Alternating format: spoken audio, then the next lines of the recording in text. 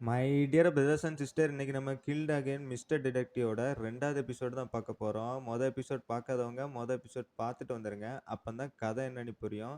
2வது எபிசோட்ல வந்து கதை எப்படி ஆரம்பிக்குதுன்னா, நம்ம ஹீரோ போன எபிசோட்ல வந்து கொன்னு இருப்பாங்க.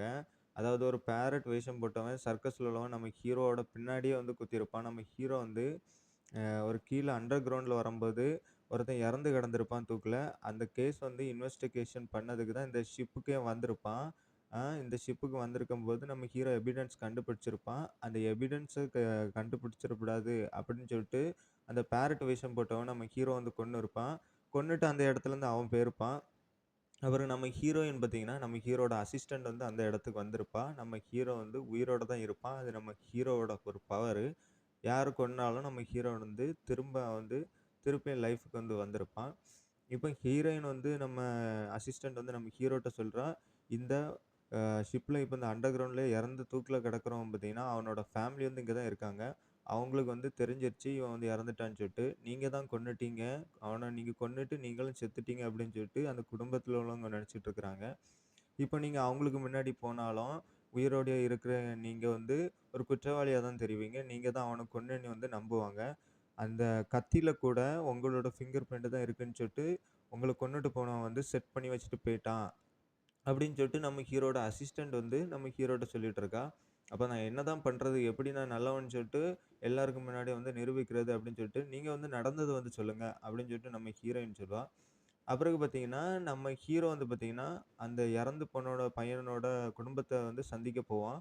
அப்ப எல்லாரும் வந்து, "இவன் தான் கொலையாளி. நீ உயிரோட தான் இருக்கிறியா? எப்படி உயிரோட இருக்க?" அப்படின்னு சொல்லிட்டு, அந்த பொண்ணுக்கு அந்த பையனுக்கு பார்த்தீங்கன்னா, ஒரு தங்கச்சியுமே இருப்பா. "நீ வந்து எதுக்கு இங்க வந்த? நீ வந்து எங்க அண்ணன கொன்னுட்டு இங்க வந்து டிராமா பண்ண வந்திருக்கியா?" அப்படின்னு சொல்லிட்டு அந்த பொண்ணுமே சொல்லுவா.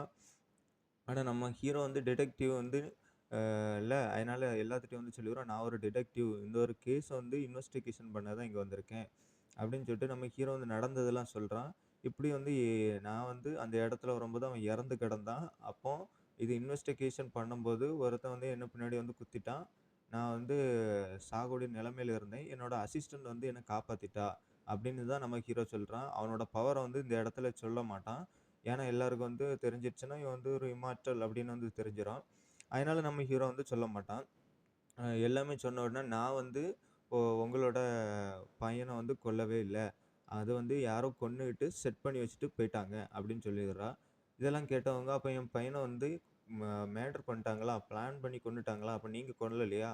அப்படின்னு சொல்லிட்டு அந்த குடும்பத்தில இருக்க அவனோட அப்பாவுமே, அம்மாவும் பார்த்தீங்கன்னா கதறி அழுறாங்க. எங்களுக்காக நீங்க என் பையன கொன்னவன வந்து கண்டுபிடிச்சு தரணும். அப்படின்னு சொல்லிட்டு அந்த குடும்பத்தில இருக்கவங்க சொல்றாங்க. அதுல ஒரு குட்டி பொண்ணு இருப்பா. அந்த பையனோட தங்கச்சி. ரொம்ப சின்ன பிள்ளை. அந்த பிள்ளையும் கேட்பா, "நீங்க வந்து எங்க அண்ணன கொன்னவங்கள கண்டுபிடிச்சு தாங்க. நீங்க ஒரு டிடெக்டிவ் தானே?" அப்படின்னு சொல்லிட்டு கேட்பா. நம்ம அசிஸ்டன்ட்டும் பார்த்தீங்கன்னா, "கண்டுபிடிச்சு குடுப்போம்." அப்படின்னு வந்து நம்ம ஹீரோட்ட சொல்லுவான். நம்ம ஹீரோவும் பார்த்தீங்கன்னா, "நான் கண்டுபிடிச்சு தாரேன்." அப்படின்னு சொல்லிட்டு போயிருவான். நம்ம ஹீரோவோட க ஹஸினும் பார்த்தீங்கன்னா, இந்த கூட்டத்தில தான் நிப்பான். அவன் வந்து போலீஸ்ல. அப்போ அவன் சொல்லுவான், "நீ இப்போ உயிரோட இருக்கன்னு தெரிஞ்சு போச்சு. இப்போ உன்ன கொன்னவன்ட்ட அவன் உன்ன வந்து நீ உயிரோட இருக்கன்னா, கண்டிப்பா உன்ன தேடி தான் வருவான். உன்ன கொல்றதுக்கு கண்டிப்பா வருவான்." அப்படின்னு சொல்லிட்டு ஹீரோட ஹஸின் வந்து அந்த போலீஸ் பார்த்தீங்கன்னா, நம்ம ஹீரோட்ட சொல்றான். "ஆ ஆமா, கண்டிப்பா என்ன கொல்ல வருவான். ஏன்னா, நான் உயிரோட இருந்தேன்னா, நான் வந்து எவிடன்ஸ் வந்து கண்டுபிடிச்சுருவேன் அப்படின்னு அவனுக்கு தெரியும்." அப்படின்னு சொல்லிட்டு நம்ம ஹீரோ கொல்ல வருவான். "நீ வந்து ஜாக்கிரதையா இருக்கணும்." அப்படின்னு சொல்லிட்டு அந்த போலீஸ்காரன் வந்து பார்த்தீங்கன்னா, நம்ம ஹீரோட்ட சொல்லிட்டு, "ஏதாவது பிரச்சனைன்னா என்ன வந்து கூடு." அப்படின்னு சொல்லிட்டு அவன் அந்த இடத்துலருந்து போயிருவான். அந்த ஷிப்ல இருந்து. ஷிப்லனா வேற பகுதிக்கு ஷிப்புக்கு போயிருவான். அந்த ஷிப்பு பெரிய ஷிப் பார்த்தீங்களா? இந்த ஷிப்ல உள்ள இந்த கொலை கேஸு ரொம்பவே பெரிய இதாயிட்டு இருக்கு. அப்படியே பார்த்தீங்கன்னா, தொடக்க சீன்ல ஒருத்தன தேடி நம்ம ஹீரோ வந்திருப்பான். ஒரு விட்னஸ தேடி வந்திருப்பான். ஒருத்தன் வந்து படத்துக்கு ஒரு பொண்ண வந்து தேட வந்திருப்பான். அந்த பொண்ணு பார்த்தீங்கன்னா, ஒரு பூனை வந்து தொலைஞ்சு போயிருச்சு. அந்த பூனைய வந்து தேடி தாங்கன்னு நம்ம ஹீரோட்ட கேட்டிருப்பா. அந்த பூனைய தேடி வரும்போது தான் நம்ம ஹீரோ அந்த அண்டர் கிரவுண்டுக்கு வந்திருப்பான். இப்போ பார்த்தீங்கன்னா, அந்த பொண்ணு வந்து அந்த பூனைய கண்டுபிடிச்சுட்டா. இத பார்த்தீங்கன்னா, நம்ம ஹீரோட்ட வந்து சொல்லும்போது, நம்ம ஹீரோக்கு வந்து ஏதோ ஒரு டவுட் வருதுங்க. ஏன்னு பார்த்தீங்கன்னா, நம்ம அ ஹீரோ வந்து பார்த்தீங்கன்னா, அந்த அண்டர் கிரவுண்ட்ல இருக்கும்போது ஒரு பூனையோட சவுண்ட் கேட்டிருக்கான். பூனையோட சவுண்ட் கேட்டிருக்காங்க. எதுக்கு நான் இப்ப சொல்றேன்னா, அந்த பொண்ணு வந்து அந்த பூனைய கண்டுபிடிச்சிருப்பா. அப்ப என்ன சொல்லியிருப்பான்னா நம்ம ஹீரோட்ட, அந்த பூனையோட காலர்ல கேமரா வந்து ஃபிக்ஸ் பண்ணப்பட்டிருக்கு. அப்டின்னா என்ன அர்த்தம்? நம்ம ஹீரோ வந்து அண்டர் கிரவுண்ட்ல இருக்கும்போது அந்த பூனை அங்க தான் இருந்துச்சு. அப்போ அந்த பையன தூக்குல கொன்னு போட்டு யாரு கொன்னாங்கன்னு சொல்லிட்டு அந்த கேமரால கண்டிப்பா ரெக்கார்ட் ஆயிருக்கும். இத வந்து அந்த வில்லனுக்குமே புரிஞ்சிருச்சு. அதனால அந்த வில்லன் பார்த்தீங்கன்னா, அ நம்ம ஹீரோ கொன்னுட்டு போனான் பாத்தீங்களா? அந்த கீழ அண்டர் கிரவுண்ட்ல ஒரு பையனையும் கொன்னான் பாத்தீங்களா? இந்த கேஸோட உண்மையான குற்றவாளி. அவன் வந்து பாத்தீங்கன்னா, அந்த பொண்ண வந்து அந்த படத்துல வந்து மொதயா நடிக்க வந்திருக்க பொண்ண வந்து பாத்தீங்கன்னா, கொல்றதுக்கு போறான். அந்த பூனையும் பாத்தீங்கன்னா, அந்த பொண்ணு காப்பாத்தி கையில வச்சிருக்கிறா. நம்ம ஹீரோ பாத்தீங்கன்னா, "நீ எப்படியாவது பொறுத்துக்க நான் இப்ப வாரேன்" அப்படின்னு சொல்லிட்டு நம்ம ஹீரோவும் அந்த இடத்துல வந்துடுறான். வந்து அந்த கொலையாளியும் பாத்தீங்கன்னா, ஓரளவுக்கு தடுத்துடுறான்.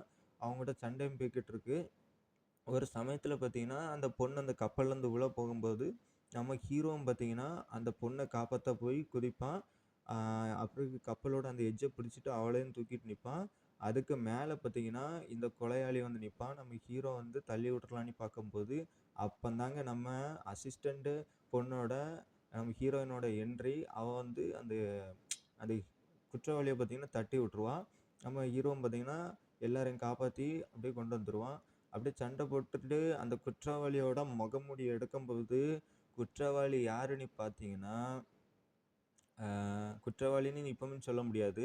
ஏன்னா அந்த ஃபேஸ் வந்து எடுத்தோனே பார்த்தீங்கன்னா, அந்த செத்து கிடந்த அ பையனோட அம்மா தாங்க வேஷம் போட்டு இங்க குத்த வந்திருக்கிறாங்க.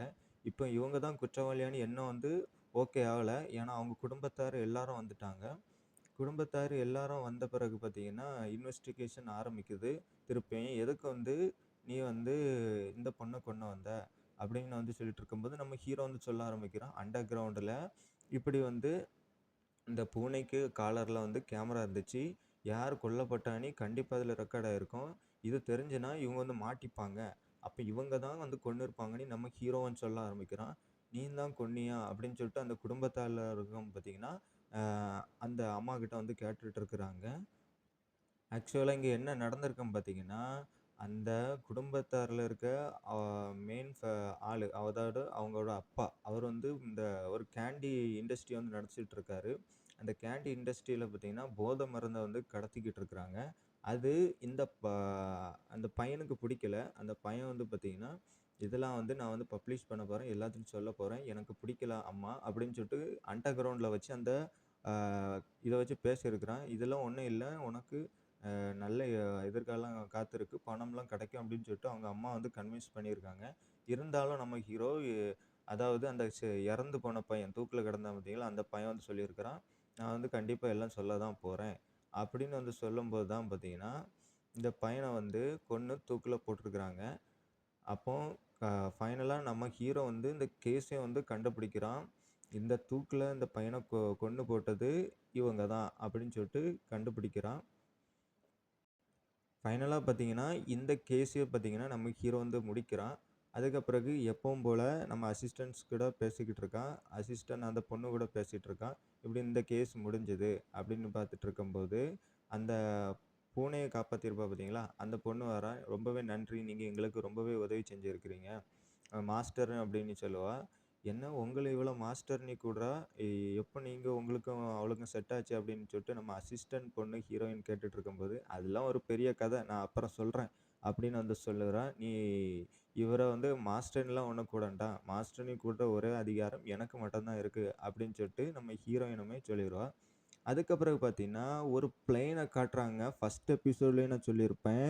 ஹீரோவோட அப்பா வந்து ஒரு சின்ன பொண்ணு வந்து ஹைஜாக் பண்ணியிருப்பா. 179 பேரு. பிளேனோட பேரு XX999. அந்த பிளேன் பார்த்தீங்கன்னா, அப்படியே கிராஷ் ஆயிட்டு நம்ம ஹீரோவோட கப்பலுக்கு மேலேயே வந்து விழுதுங்க. அப்படியே பார்த்தீங்கன்னா, வெடிச்சு சிதறுது. இத நம்ம ஹீரோ பார்த்துட்டு, "என்ன இப்படி நடக்குது அப்பா?" அப்படின்னு சொல்லிட்டு அவன் அங்க போய் நிக்கிறான். ரொம்ப ஷாக்கோட நிக்கிறேன். எல்லாம் ஒரு எலும்பு துண்டு கூட மிஞ்சலங்க. யாருமே கண்ணுல படல. எல்லாமே பிளாஸ்ட் ஆயிருது. அப்படியே பார்த்தீங்கன்னா, நம்ம ஹீரோயினும், நம்ம அசிஸ்டன்டும் பார்க்குறா. இப்படி இவர பார்க்கறதுக்கே கஷ்டமா இருக்கு அப்படின்னு சொல்லிட்டு, அ நம்ம ஹீரோவோட பேர அவ சொல்லுவா. நம்ம ஹீரோ பார்த்தீங்கன்னா, அப்படியே எனக்கு இந்த பவர் இருந்து என்னத்துக்கு இம்மார்ட்டல் அப்படின்னு சொல்லிட்டு அவனுக்கு மனசு ரொம்ப கஷ்டமா இருக்கும். அப்படியே இந்த பிளேன் கிராஷ் பண்ணதோட இந்த எபிசோட முடிக்கிறாங்க. இந்த எபிசோடு எப்படி இப்போ இருக்குன்னு சொல்லிட்டு கமெண்ட் பண்ணுங்க. போன எபிசோடுக்கு என்னதான் வியூஸ் கம்மியா வந்திருந்தாலும், கமெண்ட்ஸும் வராம இருந்திருந்தாலும், எனக்கு ஒரு நல்ல அனிமே வந்து கொண்டு வரோன்னு ஒரு ஒரு நல்ல இது இருக்கு. ஏன்னா நான் கொண்டு வர அனிமே எல்லாமே நல்ல அனிமே தான். ஒரு ஒரு எபிசோடும் உங்களுக்கு புரியிற மாரி தான் எக்ஸ்பிளைன் பண்றேன். இந்த கதைய கேட்டுட்டு நீங்க ஒரிஜினல் அனிமே போய் பாருங்க. உங்களுக்கு கட்டாயமா அந்த அனிமே பிடிக்கும். அடுத்த நெறைய எபிசோடு இருக்கு இந்த அனிமேல. டைம் கிடைக்கும்போது இந்த அனிமேவோட அடுத்த எபிசோட் நான் பேசிக்கிட்டே இருப்பேன். அதுவரைக்கும் உங்களிருந்து விடைபெறுவது உங்கள் நண்பன் பிளாட்டினம் ரிவ்யூ.